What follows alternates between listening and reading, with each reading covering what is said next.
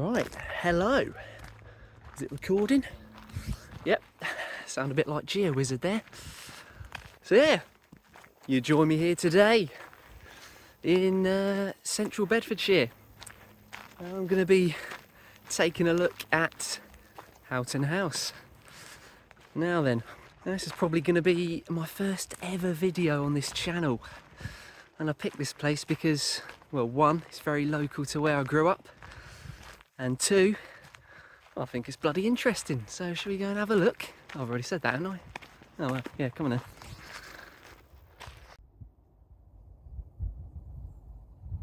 Right now I'm walking down towards Houghton House. And it's a 17th century mansion which was built in 1615 but wasn't completed until about 1621. You can see me now just walking down the main strip lined with trees going down to the entrance area.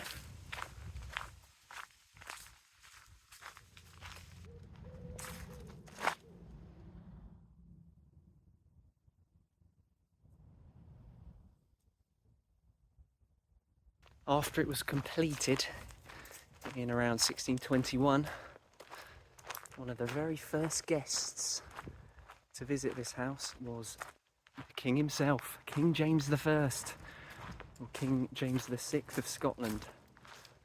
He visited here, and yeah, you can imagine him just pulling up here in a gold carriage probably, and coming through this entrance, I presume. This very entrance.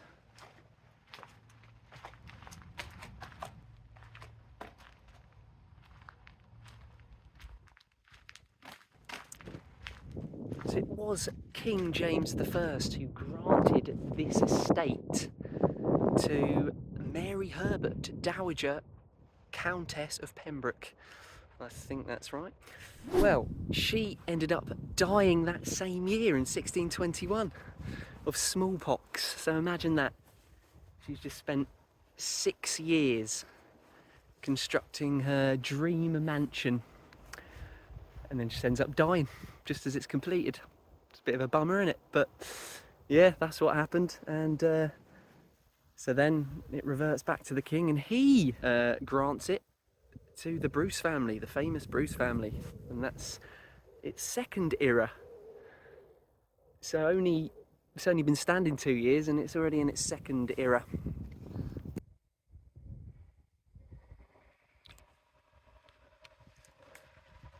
So, just walking through the main entrance here, if you were doing so in the 17th century, you would have been met with the sight of one of the grand staircases just here. And that actually survives. It was moved to the Swan Hotel in Bedford. So, what we could do is just nip over there and have a look at it, shall we? Oh no, I'm not there because I didn't get round to it. I didn't get round to go into the hotel, unfortunately, but here is a photo of the stairs in question. So yeah, back to me. These great big fireplaces. Before the days of central heating, God, can you imagine?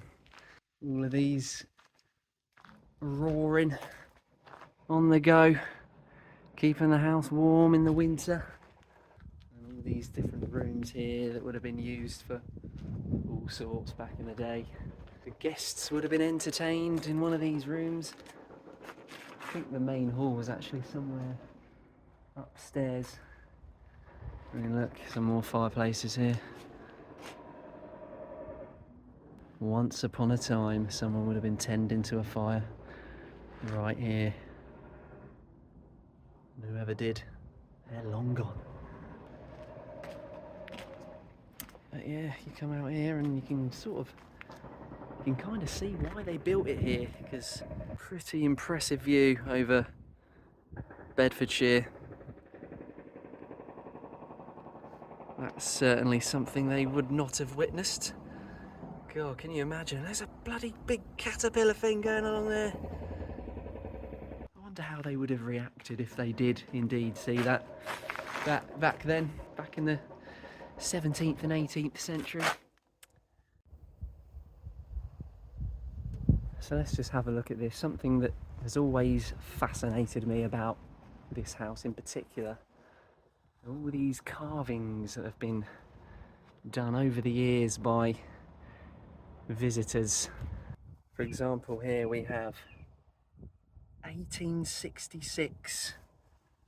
That's a whole 100 years before England won the World Cup, and a whole 100 years before the Beatles' Revolver was released. This Upton bloke was carving his name right there. But of course the house had already been standing at that point for over 200 years. We have a more recent carving there from Gilly in 1996, I'm going to assume that one is. J. Foley was here. You tend to notice how neat all the older carvings are. But yeah, generations of people. I mean, J. Blow's wombs. You got W. Eggleton, long dead. You got all these fine inscriptions. I mean, look how long it would have taken this WN to put his initials on there. And then you go over to a fairly more recent one. Bruv.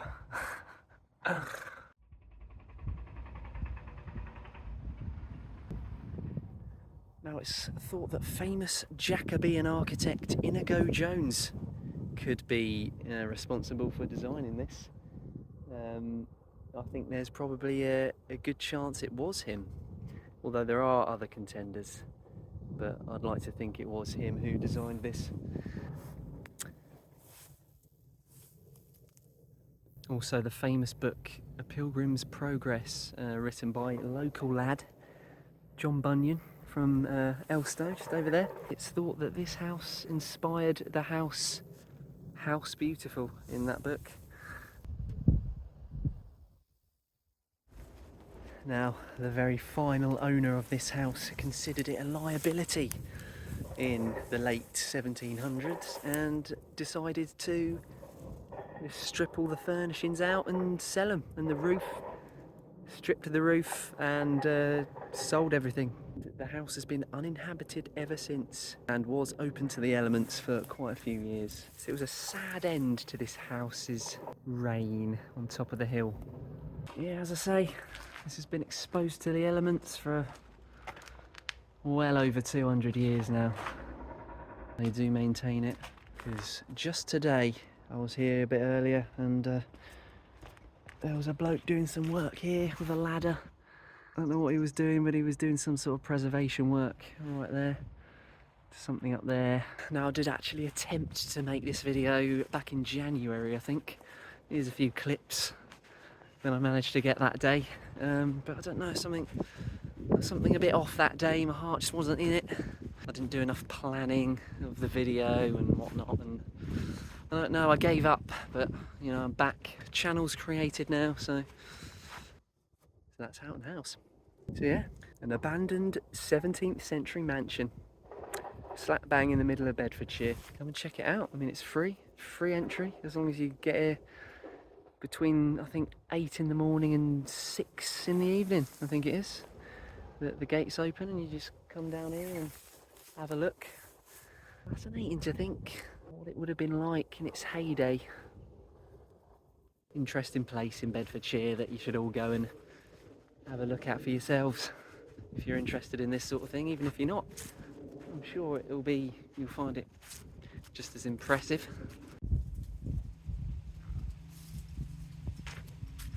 Right, you know what? I'm parched. I'm gonna go and have a pint. Should we go and have a pint? Yeah, come on in.